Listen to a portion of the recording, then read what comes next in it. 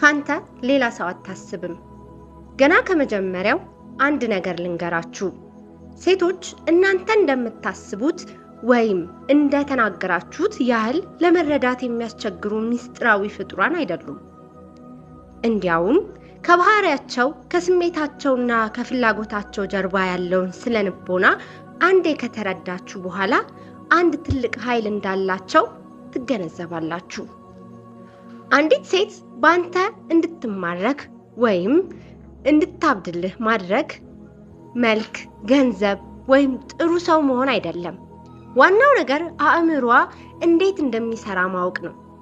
በዚህ ቪዲዮ የማስተምራችሁ ልክ ይሄንኑ ነው። እንኳን ወደ ሳቢሳ በሰላም ተመለሳችሁ። ዛሬ በዘመናዊው የፍቅር ግንኙነት ውስጥ በጣም አከራካሪና አይን ገላጭ ወደ ሆነው ርዕስ እንገባለን። የሴቶችን ስነ ልቦና በመጠቀም እንዴት ማንኛውንም ሴት ባንተ እንድትማረክ ማድረግ እንደምትችል እናያለን። መከታተል፣ መውደድ ወይም ማፍቀር አይደለም። እኔ እያወራው ያለሁት ስለመማረክ ነው። ቀንና ሌሊት ስላንተ እንድታስብ ስለሚያደርጋት፣ ጨዋታውን ቀይሮ አንተን የበላይ ስለሚያደርግ ስሜት ነው። አንድ ነገር ግልጽ ላድርግ። ይህ ማጭበርበር ወይም ማታለል አይደለም። ይህ ንቃት ነው። አብዛኞቹ ወንዶች የማያስተውሉትን፣ ሴቶች ደግሞ በፍጹም አምነው የማይቀበሉትን ረቂቅ የስነ ልቦና ሚስጥር መረዳት ነው። ለምን? ምክንያቱም ነገሩ የሚከሰተው ከንቃተ ህሊናቸው ውጪ ስለሆነ ነው። አንተ ለነሱ የምትሰጠው ምላሽ እንኳን አያስተውሉትም። አንተ ግን ታስተውለዋለህ።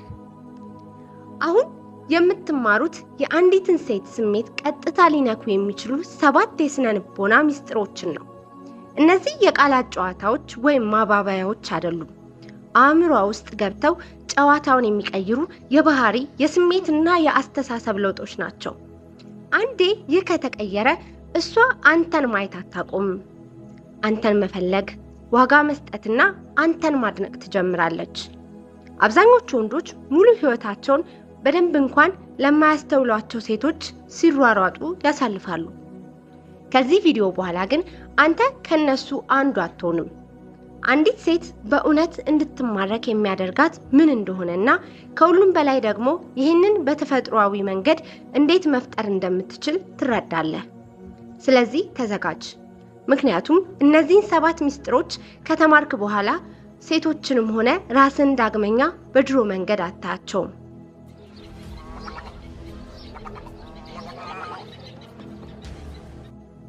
አንደኛ፣ ውበቷን ችላ በል፣ አእምሯን አድንቅ። አብዛኞቹ ወንዶች የሚወድቁት አንድ አይነት ወጥመድ ውስጥ ነው።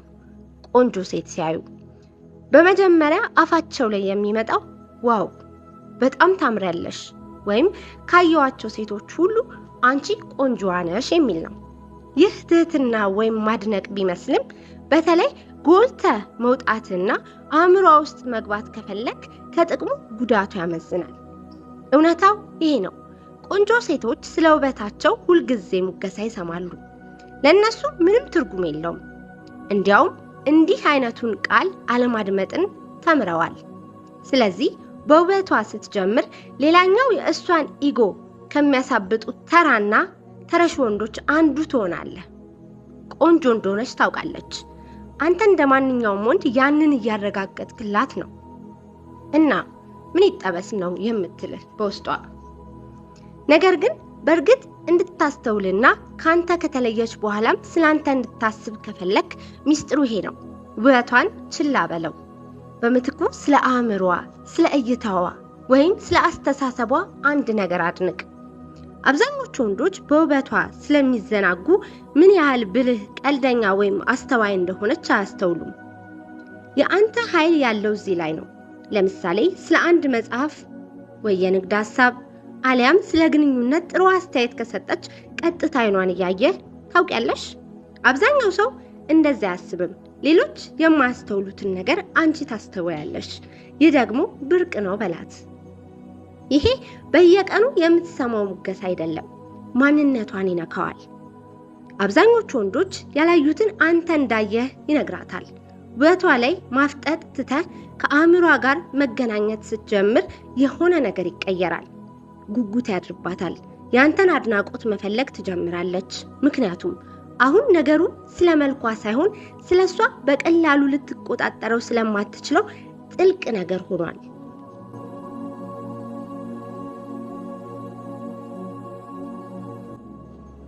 ሁለተኛ፣ በጣም ስትቀርብህ አንተ ራቅ በል። ይሄኛው የሴትን አእምሮ እሷ ራሷ እንኳን በማትረዳው መንገድ የሚያምታታ ነው። አብዛኞቹ ወንዶች ከሚከተሉት የስሜት መንገድ በተቃራኒ ስለሚሰራ ውጤታማ ነው። አንዲት ሴት ፍላጎት ማሳየት ስትጀምር፣ ስትደውል፣ ቴክስት ስታደርግና መጣበቅ ስትጀምር አብዛኛው ወንድ አሁን አገኘኋት እንዳላጣት እኔም የሷን ያህል ፍላጎት ማሳየት አለብኝ ብሎ ያስባል። ስለዚህ ሙሉ ትኩረቱን ጊዜውንና ጉልበቱን ይሰጣታል። ነገር ግን ልትጠጋት የማይገባው ልክ በዚህ ጊዜ ነው። ለመስማት የሚከብድ ነገር ግን ከተረዳኸው ኃይለኛ የሆነ እውነት ልንገርህ። ሴቶች ሁልጊዜ ለነሱ ዝግጁ በሆነ ወንድ አይማረኩም። እነሱ የሚማረኩት የስሜት ውጥረት በሚፈጥር ወንድ ነው። ይህንን ውጥረት ለመፍጠር ምርጡ መንገድ ደግሞ እሷ ወደ አንተ ስትመጣ አንተ ራቅ ማለት ነው። ቸል ማለት ወይም ጌም መጫወት አይደለም። ነገር ግን እሷ ከምትፈልገው ትንሽ ዝቅ ያለ ጊዜ መስጠት ነው።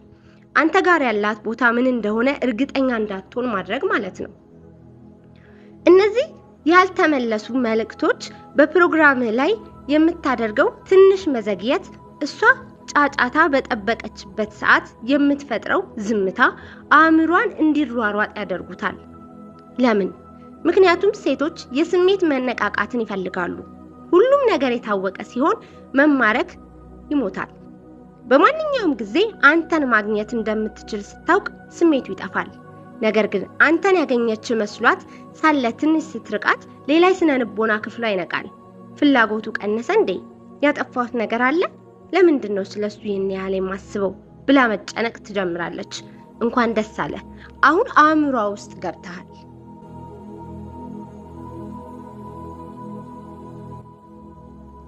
ሶስተኛ፣ በጥበብ እንድትቀና አድርጋት።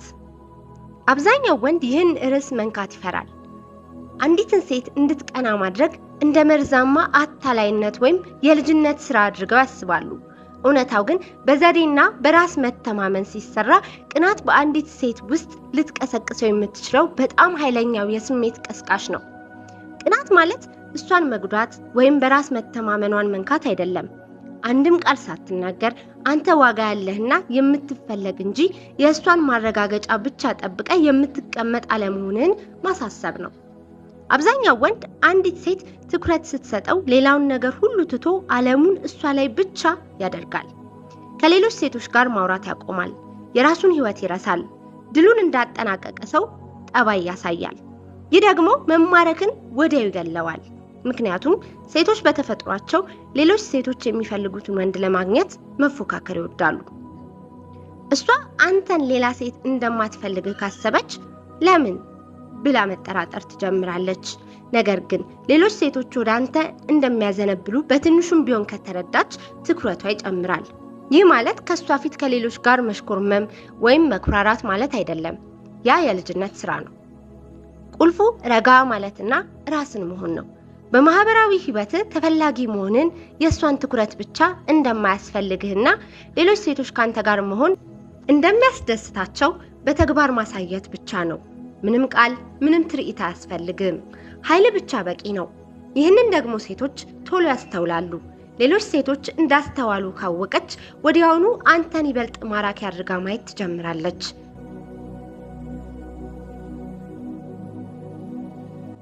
አራተኛ፣ በማንኛውም ጊዜ ጥላሃት መሄድ እንደምትችል አሳይ።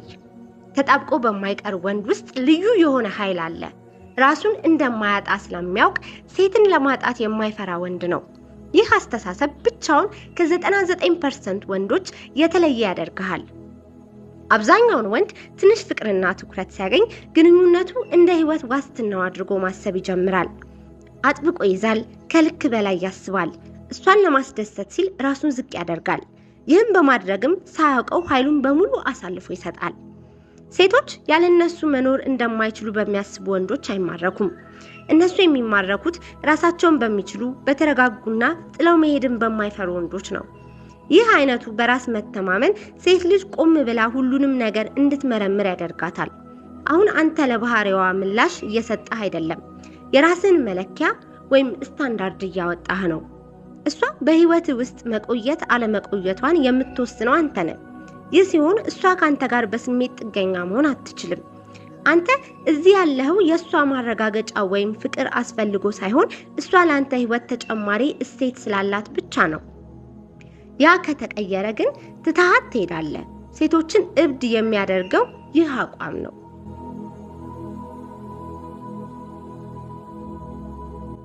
5ኛ ለመገመት አዳጋች ሁን ወይም አትገመት። ሙሉ ለሙሉ ማንነትን እንድታውቀው ወይም እንድትገምትህ አታድርግ። ከአንዲት ሴት ጋር ባለ ግንኙነት ላይ ሁልጊዜ አንድ አይነት የማይለወጥ መሆን አደገኛ ነው። አደገኝነቱ በቀላል የምትገመት ያደርግሃል። አንዲት ሴት አንተን ሙሉ በሙሉ እንደተረዳች ስታስብ ጉጉቷ ይጠፋል፣ ሚስጥራዊነትህ ይሞታል። በተፈጥሮ የሰው ልጅ ለመገመት አዳጋች በሆኑ ነገሮች ይማረካል። ሴቶችም ከዚህ የተለዩ አይደሉም። በተረጋጋና ሆን ተብሎ በሚደረግ ሁኔታ መገመት የሚያዳግት ስትሆን አእምሯ ላይ ትቀመጣለህ። የስሜት ውጥረት ትፈጥራለህ። ቀጥሎ ምን ሊያደርግ ነው? ምን እያሰበ ነው? ዛሬ ለምን የተለየ ሆነ ብላ ማሰብ ትጀምራለች። ይሄ ጉጉት ወደ መማረክ ያድጋል። ጌም እየተጫወትክ ስለሆነ ሳይሆን እንደ ሮቦት በየቀኑ አንድ አይነት ባህሪ ስለማታሳይ ነው። ለምሳሌ ሁልጊዜ ከሷ ጋር ስታወራ ኮስተር ያለና ጥልቅ ሐሳብ ያለው ሰው ከሆንክ በአንዱ ቀን ደግሞ ቀልደኛና ተጫዋች ሁን። ጥሩ በሆነ መንገድ ያልጠበቀችውን ነገር ተናገር። ትስቃለች፣ ታፍራለች፣ ግን ከምንም በላይ አዲስ ስሜት ይሰማታል። ይህ የስሜት መለዋወጥ አእምሯ ውስጥ ይቀረጻል። ማታ ስትተኛ ስለሱ ታስባለች። የተለመደውን አሰራር ስለሰበርከው እንጂ ድራማ ስለሰራህ አይደለም።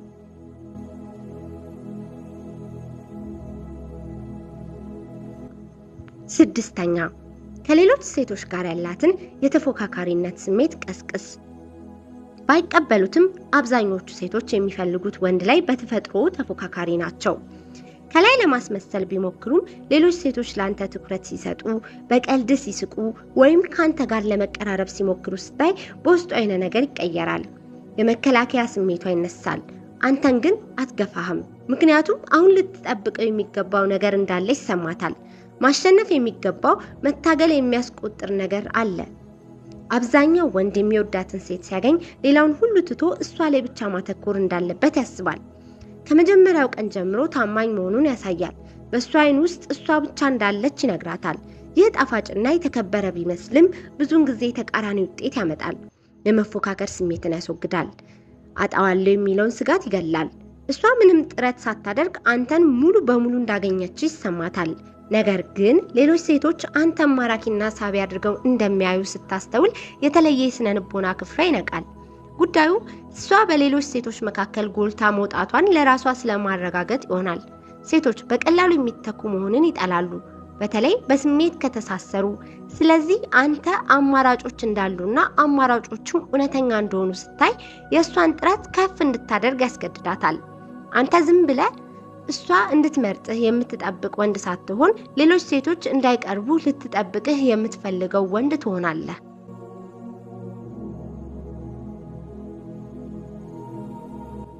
7ኛ ትኩረት ስጣት፣ ከዚያም ንፈጋት ወይም መልሰው ሰድባት። ብዙ ወንዶች ግንኙነት ለመፍጠር በጣም ከመጓጓታቸው የተነሳ ወዲያው ይጋለጣሉ። አንዲት ሴት ጋር ይተዋወቃሉ። ትንሽ ትኩረት ሲያገኙ ወዲያውኑ በማረጋገጫ፣ በሙገሳ፣ በጊዜና በጉልበት ያጥለቀልቋታል። ልክ ሊዘጋ እንደማይችል ቧንቧ ይሆናሉ። ዓላማቸው ንጹህ ሊሆን ይችላል። ያላስተዋሉት ነገር ይሄ ነው። ያለማቋረጥና ወደ ኋላ ሳይሉ ትኩረት መስጠት መማረክን በፍጥነት ይገለዋል። ለምን? ምክንያቱም ምንም አይነት ልዩነት ወይም ውጥረት የለም። አንተን የምትናፍቅበት ክፍተት የላትም። አብዛኛው ወንድ ሁልጊዜ ለሴት ቅርብ መሆን፣ ሁልጊዜ ጥሩ መሆንና ምን ያህል እንደሚያስብላት ማሳየት እንዳለበት ተነግሮታል። አዎ ጥሩ ሰው መሆን አስፈላጊ ነው። ነገር ግን ሁልጊዜ የምትገመት፣ በስሜት ጥገኛና በማንኛውም ጊዜ የምትገኝ ከሆንክ አትፈልግህም። ያሰለቻታል። ያ ማለቂያ የሌለው ትኩረት እንደ ጫጫታ ይቆጠራል እንጂ ስሜቷን አይነካውም። አንዲት ሴት እንድታብድል የሚያደርጋት ልዩነቱ ነው። ያንተን ትኩረት ማግኘት፣ ከዚያም ማጣቱ፣ ካንተ ጋር በጥልቀት መገናኘት፣ ከዚያም የኃይል የት ሄደ ብላ እንድታስብ ክፍተት መተው። ይሄ የስሜት ጥልቀትን ይፈጥራል። ያንተን መኖር ዋጋ ያለው ያደርገዋል። ደጋግማ እንድትፈልገው ያደርጋታል። አብዛኞቹ ወንዶች ግን እሷ እንድትፈልጋቸው ወይም እንድታሳድዳቸው እድል አይሰጧትም። እነሱ ራሳቸውን ሁልጊዜ በመጻፍ፣ በማውራት፣ ዝምታን በመስበር ይጠመዳሉ። ምክንያቱም እሷን ለማጣት ይፈራሉ። አስገራሚው ነገር ይሄን ነው። በማድረጋቸው ያጧታል። ስላጠፉ ሳይሆን የእነሱን ትኩረት በማጣት የሚመጣውን ስሜት እንድትለማመድ ጊዜ ስላልሰጧት ነው። መፍትሄው ራስን ወደ ኋላ መሳብ፣ አትፍራ።